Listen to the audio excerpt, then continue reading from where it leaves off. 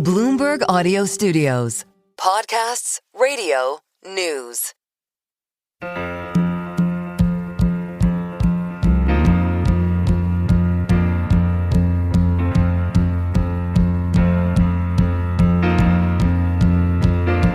Doctor, my eyes have seen the years and the slow parade of fears without crying.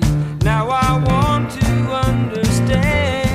Are you a do-it-yourself investor whose needs have become more complex? Is the world making you concerned about your portfolio?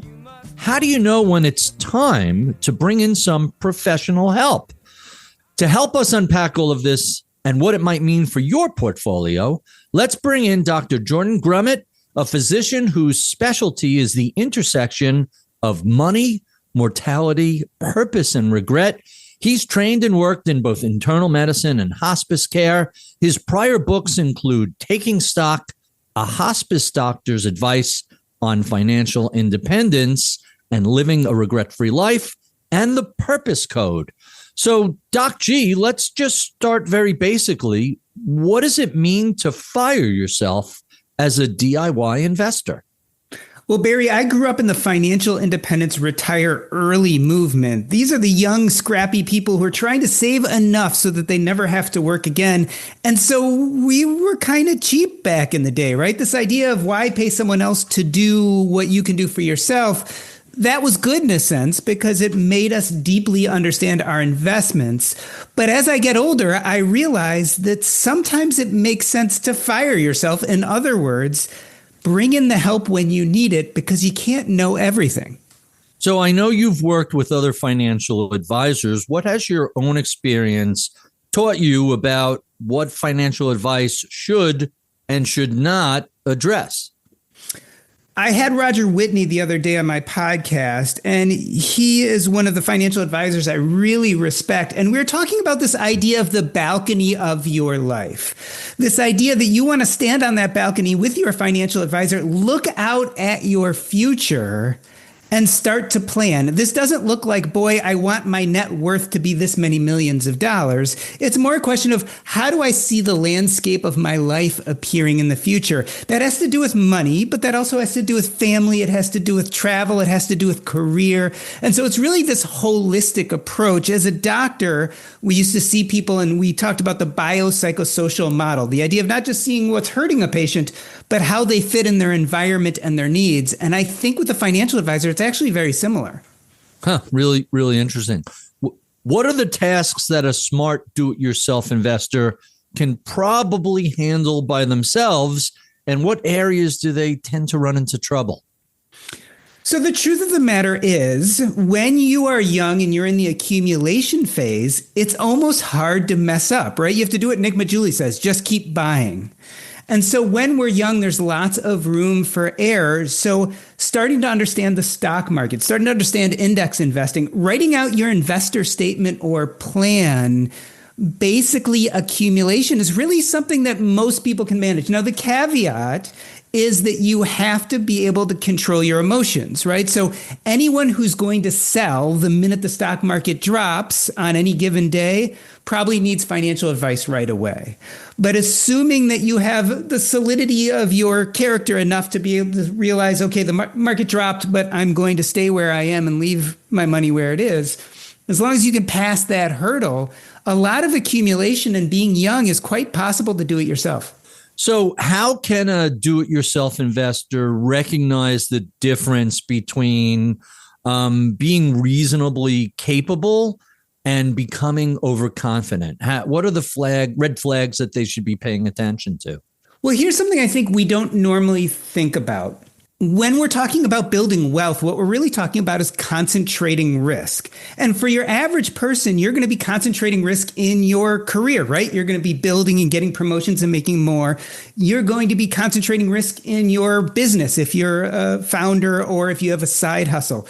What you don't want to be doing unless you're a professional is concentrating risk in the stock market. So overconfident people seek alpha, right? They're saying, boy, I don't want to just take what the market has to give me, beta, but I'm going to seek alpha. And that's exceedingly hard. So some of the signs are you're zooming in and out of positions.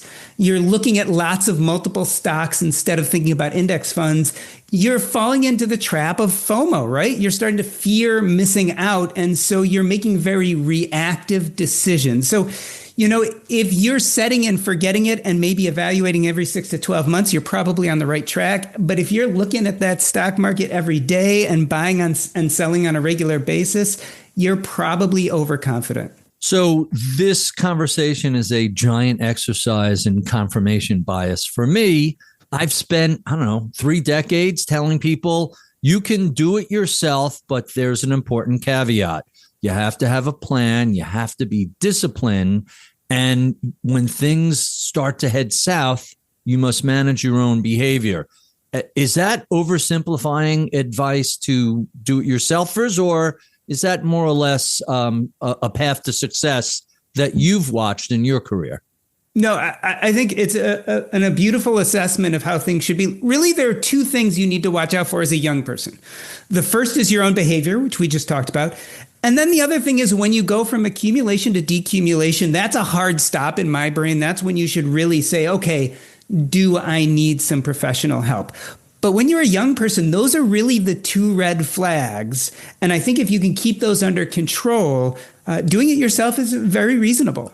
We've built a firm over the past 13 years, and perhaps the biggest surprise to me has been how difficult it's been to get people with plenty of money, lots of runway. They'll never outlive their cash to actually turn around and spend the money when they want, whether it's taking the whole family back to the old country to see where they came from, or buying a vacation property or a boat.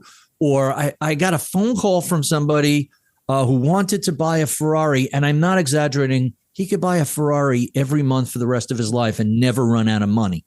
And so it's shocking to me how challenging that is. Why is that decumulation phase? Why is that spending the money that's there to spend? Even if it's setting up trusts for your kids and grandkids or giving it to philanthropy, why is that so challenging? So I have this theory, and I call it escape velocity. If you listen to personal finance gurus, if you sit there and debate the 4% rule and talk about safe withdrawal rates and all those kind of things, you're under the assumption that the whole idea behind building a net worth is to have enough money so then you can decumulate during retirement. I think that's all false. I think actually all of our talk of safe withdrawal rates and net worth, all it is it's the amount of money that gives you enough courage to walk away from the life you don't want and start living the life you do want. Believe it or not, I don't even think that amount of money has anything to do with what you're going to spend. It's the amount of money that gives you the courage. What we tend to find is when people finally get the courage to leave the life that they're living that they don't like and then live the life they want to live, it's just actually not that expensive. Like, you can do a lot of the things you love without spending much money. And one thing, it's just not that expensive. The other thing is we actually like having a safety net. People like having a lot of money in the bank, even to the extent that they will pass up on things they say they want to do because that security and that good feeling, that identity of having a lot of money in the bank actually serves them. So a lot of people see this as negative. And I agree in a sense, this idea of working so hard and accumulating this much money and not spending it sounds bad at the forefront. But I'll tell you, I know lots of happy people who are underspending, and yet they're still happy. They're still giving to charities. They're still going on great vacations. They're just not spending everything down. And one thing I think we need to come to peace with is maybe that's okay. Maybe it's fine if you die and you bequeath tons to either your kids or charity, and that just is what it is. So I have a family member, I won't mention their name, but they're in the 50s, and I don't know, maybe the portfolio is $10 million. And I can't get him. He's constantly asking me about convertibles, and he sees the cars I drive, which are not crazy expensive, but a lot of fun.